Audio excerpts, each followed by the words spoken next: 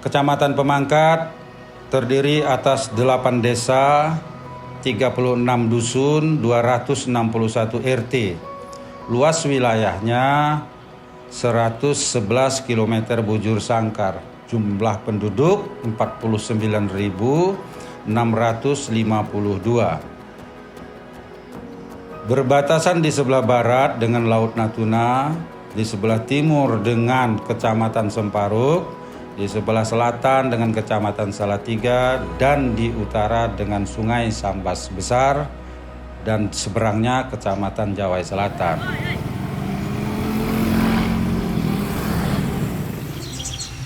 Mayoritas penduduk di Kecamatan Pemangkat bekerja sebagai petani.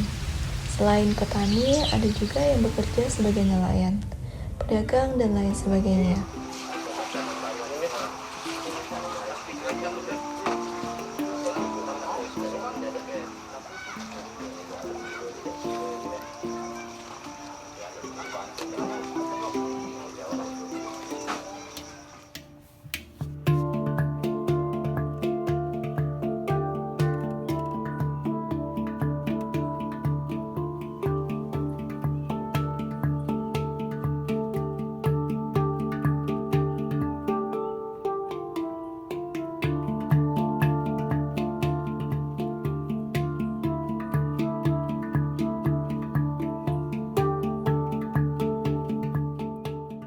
Masyarakat Pemangkat juga memiliki berbagai macam etnis, serta kultur yang melekat dari dulu hingga sekarang.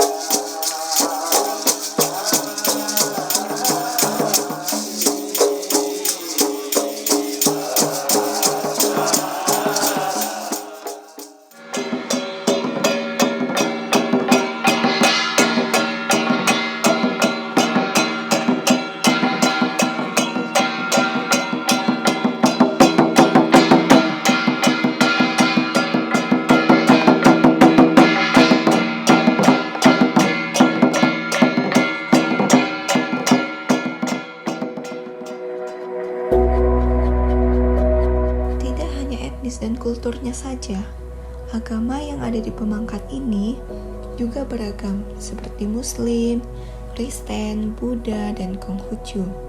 Begitu juga dengan hubungan antar umat beragama yang harmonis dan saling bertoleransi antar sesama. Allahu Akbar, Allahu Akbar,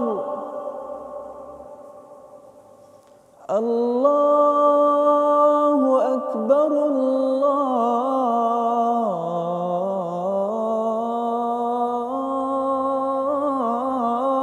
Akbar. Bagaimana pandangan Bapak tentang umat beragama khususnya di Pemangkat ini? Menurut saya kegiatan keagamaan di Pemangkat yang terkait dengan masalah kita saling menghormati dan menghargai antar umat beragama sudah berjalan begitu baik ya untuk di Pemangkat ini, dan ini bisa kita lihat dalam kegiatan masyarakat di Pemangkat ini. Kalau ada momen-momen tertentu, ternyata kegiatan keagamaan di Kecamatan Pemangkat ini begitu luar biasa, dan antara satu agama dengan agama yang lain sudah terjalin komunikasi, sehingga segala persoalan kalau ada yang muncul itu biasanya senantiasa dilaksanakan musyawarah yang biasa dilaksanakan di kantor camat Pemangkat yang dipimpin langsung oleh Bapak Camat, sehingga problem-problem yang dikhawatirkan muncul itu biasanya tidak akan terjadi. Oleh karena itu di Pemangkat ini saya kira persoalan keagamaan itu tidak ada masalah begitu. Bapak jelaskan kegiatan keagamaan yang biasa dilakukan di Pemangkat ini, Pak. Kegiatan keagamaan khususnya Kristen itu biasanya kita mengadakan yang namanya ibadah Natal, kemudian ibadah Paskah. Sedangkan untuk yang agama lainnya ada ibadah Idul Fitri, gitu ya. Kemudian untuk agama-agama yang lainnya juga ada ibadah-ibadah tertentu. Yang jelas kita saling menghargai di dalam perbedaan itu. Bagaimana cara menerapkan toleransi? Kalau umat Katolik sendiri, ya semenjak Konsili Vatikan kedua 50 tahun yang lalu, gereja sudah membuka lebar ya. Jadi teman-teman juga tahu bahwa umat Katolik ini tidak diragukan lagi soal pluralnya atau soal keberagamannya atau toleransinya. Jadi kami mengajarkan umat itu bahwa semua umat agama lain adalah saudara. Jadi kita bersaudara dalam kemanusiaan. Jadi membantu itu bukan hanya soal umat Katolik saja, kita senyum bukan hanya untuk Katolik saja, tetapi untuk semua umat. Karena di dalam ajaran Katolik sendiri bahwa Tuhan menurunkan hujan itu bukan hanya untuk umat Katolik, tetapi untuk seluruh manusia. Jadi baik dia pun Protestan, Islam, Hindu, Buddha, kita semua bersatu dalam kemanusiaan. Karena soal surga itu adalah urusan Tuhan. Jadi kita manusia, agama mengarahkan umat-umat kita untuk menuju surga. Seperti itu, bersama-sama dengan umat yang lain. Untuk meningkatkan toleransi kehidupan antar umat beragama, khususnya di Pemangkat ini, tentunya kita saling menghargai. Ya, ada hari besar agama lain, kita selalu mengucapkan selamat. Misalnya selamat Hari Raya Idul Fitri, selamat Hari Natal, dan juga tentunya kita menghormati tata cara sembahyang, tata cara ritual agama masing-masing. Kalau misalnya umat Islam, kalau kita mendengarkan suara azan, tentunya kegiatan yang berbarengan pada saat kita laksanakan kita hentikan untuk menghormati. Dan juga kalau untuk umat Katolik, kalau misalnya mereka melaksanakan ibadah misa, kita juga menghormati mereka dengan kalau diminta pengamanan untuk membantu kegiatan di sana, kita juga siap gitu. Apa pesan Bapak tentang umat beragama yang ada di Kota Pemangkat ini? Pesan kami dari umat Konghucu, ya memang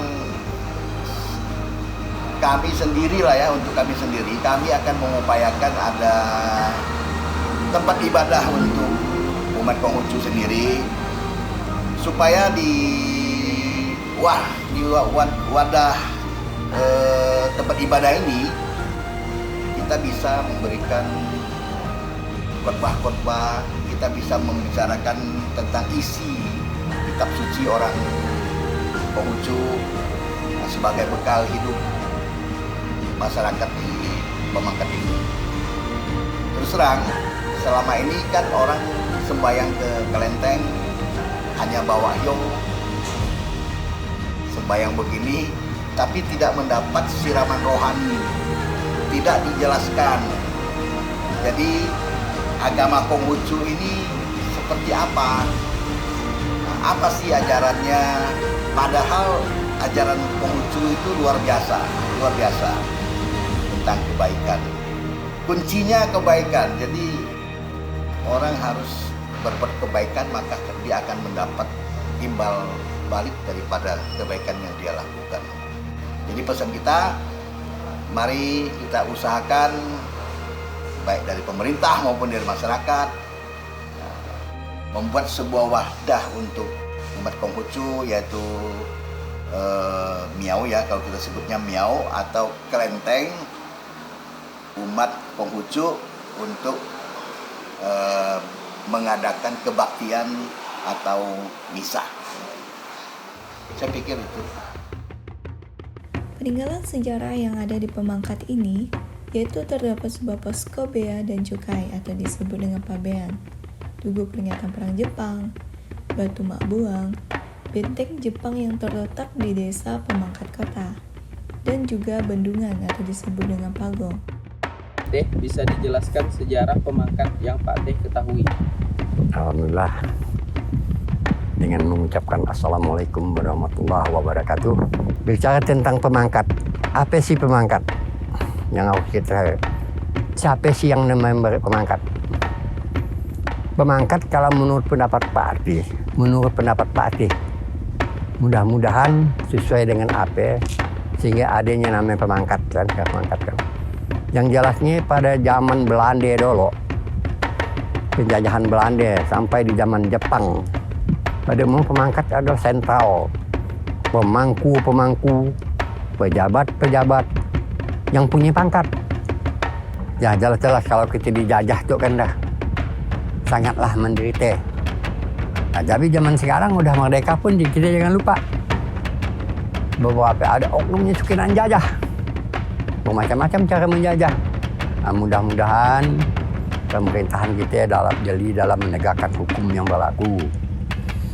Nah, alhamdulillah kalau untuk peninggalan Pemangkat banyak peninggalan. Salah satu adalah tugu bersejarah yang ada di Dusun Tanjung Batu. Dia adalah tugu bukan makam.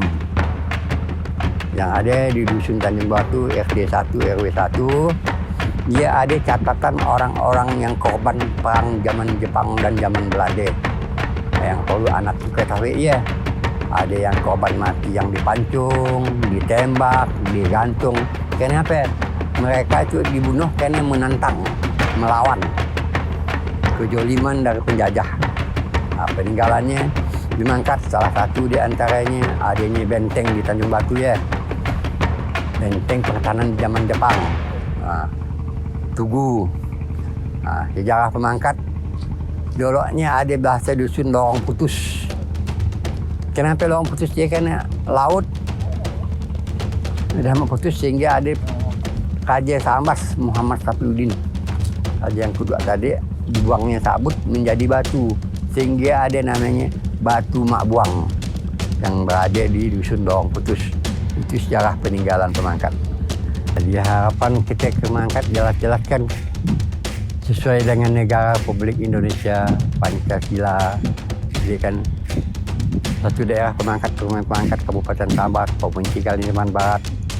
Kita mengharapkan pemerintah pusat dalam memperhatikan keadilan sosialnya, keadilan pembangunannya, keamanannya di negara di Indonesia itu, terutama Pemangkat Kabupaten Tambak.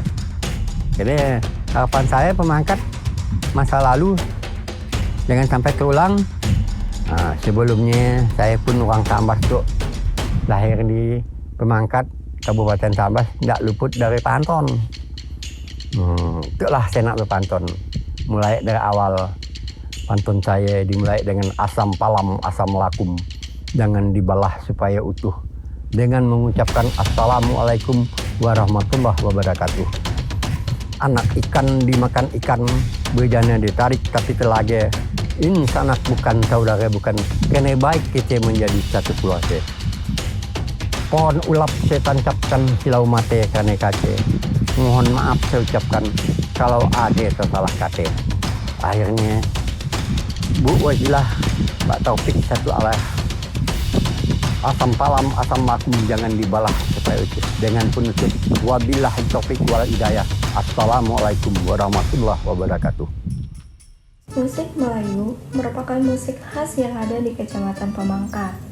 Salah satunya yang dilakukan oleh Pak Haji Buya Mustafa, yaitu seorang maestro yang membuat banyak karya musik Melayu Sambas, yang dimana karya-karya beliau mendapatkan berbagai macam penghargaan dan sudah dikenal hingga ke luar negeri. Masalah lagu tadi? Ya. Masih lagu yang terbaik. Kalau dalam menciptakan lagu, maaf ya, bukan sombong, bukan apa. Mudah bagi saya bikin lagu. Ada kawan saya juga, dia datang dua orang dengan adik saya dari Jakarta. pilot kru datang di sini. Dia tanya, bagaimana bikin lagu? Tungguin inspirasi kan? Ketinggalan zaman, tunggu inspirasi sebulan. Kalau pertandingan mau 3-4 hari, mana inspirasi tidak datang 1 bulan. Inspirasi itu dipanggil, saya bilang. Bukan kita tunggu. Wah, dia terkejut. Itu akademi, terserah saudara. Begitulah saya kalau mau bikin lagi. Bagi saya maaf, mudah. Cuma saya mau lihat lagu yang berbobot, tidak berbobot selempar. Bobot artinya lagu itu jelas berbobot dan dirinya kawin. Asal-asal jangan bikin saja. Saya tidak begitu, saya pikirkan. Banyak lagu yang sebuang kawan dia nyanyikan dia ke depan. Apa boleh-boleh dia mau, jadi saya rekam juga. Menurut saya lagu main-main itu. Nah, dia senang, bagus, iyalah, saya rekam. Jadi bagi saya lagu itu, bahasa sekarang no problem, tidak ada masalah. Selama lagu saya terlalu banyak, 130 lebih. Banyak lagu tidak diproduksi untuk apa? Itu kan lagu supaya diproduksi, ada yang memproduksinya, ada yang membiayainya, mendanainya. Percuma, banyak lagu tidak diproduksi. Lagu obok-obok aja situ bisa diproduksi. Lagu saya tahun 2001 sampai sekarang masih dinyanyikan, ya, masih populer, banggakan up to date. Kain Runggi, Aluk Galing sampai ke luar negeri, terkenang orang tua. Semua yang punya makna, Musim Berani, Perahu Jukung, sampai sekarang. Itu 2001, bayangkan, 2001 berarti berapa tahun?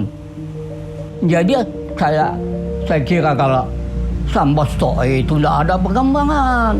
Kita kan sana, kita coba, berhasil. Cuma tidak diorbitkan, percuma juga, biar bagaimana bagusnya kalau tidak diorbitkan. Itu tidak ada. Siapa yang mengorbitkannya? Rugi pemerintah daerah atau Kalimantan Barat. Karya-karya sana tidak diorbitkan. Ya, jadi kalau saya mati itu saya buat lagu saya, percuma. Bagaimana kebudayaan? Dinas Pendidikan dan Kebudayaan, apa kerjanya? Tidak memperhatikan, menilai manusia yang harus diorbitkan. Yang lagunya berarti bukan untuk dia, untuk saya tidak perlu. Saya berjuang lagu untuk orang, membuatkan orang. Itulah yang saya coba. 1 Maret Indonesia. Kedua, lagu pop Indonesia, anak-anak Indonesia, lagu daerah Sambat, anak-anak Sambat. Semua saya kerjakan. Bisa, bukan saya pandai, Tuhan ngasih saya. Itulah pekerjaan saya yang sudah saya lalui. Jadi berharapkan kalau orang menyebut apa untuk regenerasi, pesan saudara. Saudara mau musik main-main saja ke? Silakan. Saudara mau meningkat, itu yang saya cari. Kalau untuk yang main-main biasalah. Tapi kalau saudara merasa punya bakat, kekuatan, ya, mau di dalam belajar. Dalam soal apa? Notasi ada gurunya. Mau bikin lagu ada gurunya. Cuma saudara barangkali kurang kemauan. Pernah saya menasihati kawan juga saya. Kalau kau main musik, kau mesti belajar notasi. Nanti kau bisa main di kafe atau kau bisa main grup. Kalau kau tahu tidak ada not, mana bisa? Kalau belajar, saya bilang Pontianak, pemain drum itu pun ada notasinya. Jangan salah-salah, rugi. Kalau kau mau main-main begitu saya silakan. Tapi harus tingkat sampai kau berbobot. Kau bisa ke tingkat nasional atau bisa menjadi pemain orkestra. Nah, jadi situlah perkembangan musik yang saya lalui. Jadi pesan-pesan saya generasi semua. Kalau betul-betul mau masih belajar betul, kalau mau main-main, begitu saja. Jadi kalau merasa kita berbakat, kita punya kemauan, uang jangan kau bicarakan. Uang datang sendiri. Kalau ada uang tidak kemauan, percuma juga. Biar kebanyakan orang yang pintar itu orang yang bukan kaya, bukan senang. Kemauan yang kuat dengan jalan bagaimana dia bisa sukses. Begitulah pesan saya kepada regenerasi ini. Betul-betul. Sesuatu itu jangan olok-olok, jangan main-main. Kalau main-main boleh, tapi sebenarnya kalau memang ada bakat, kerjakanlah, tuntutlah ilmu ini. Bertanya di mana orang yang pandai, kau mau apa? Belajar? Ada, hanya pandai not. Kalau mau pandai bikin lagu, ada. Cuma orang tidak pernah bertanya atau datang sama saya. Entah dianggap barangkali saya tidak pernah tampil di pentas, dia kira dia memang banyak tidak tahu. Tapi dia lihat kan, nanti saya bukakan rekaman saya, aransemen saya nanti. Saya bukakan saudara bisa dengar. Cuma belum dicik suara. Nah itulah. Semua perlu dana.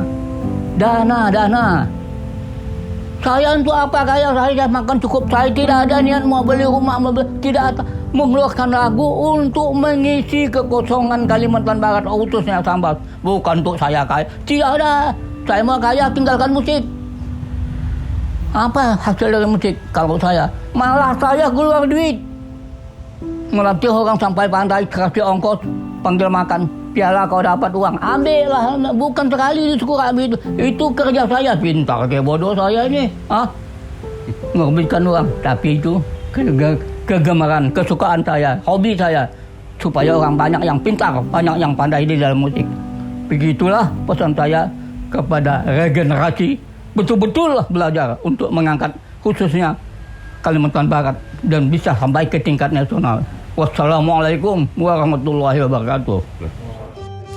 Tetapi sayang, karya-karya dan jasa-jasa beliau yang begitu besar dalam membuat musik bagi Kalimantan Barat, khususnya Kabupaten Sambas, berbanding terbalik dengan kehidupan saat ini, dikarenakan kurangnya perhatian dari pemerintah.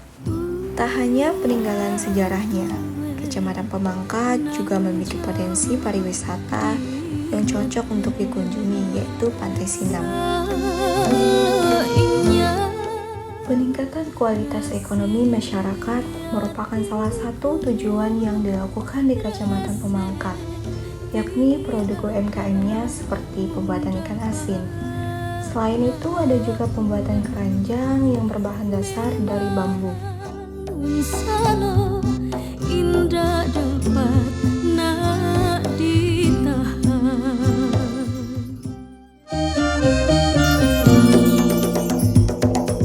Kain lunggi tanunan Sambas,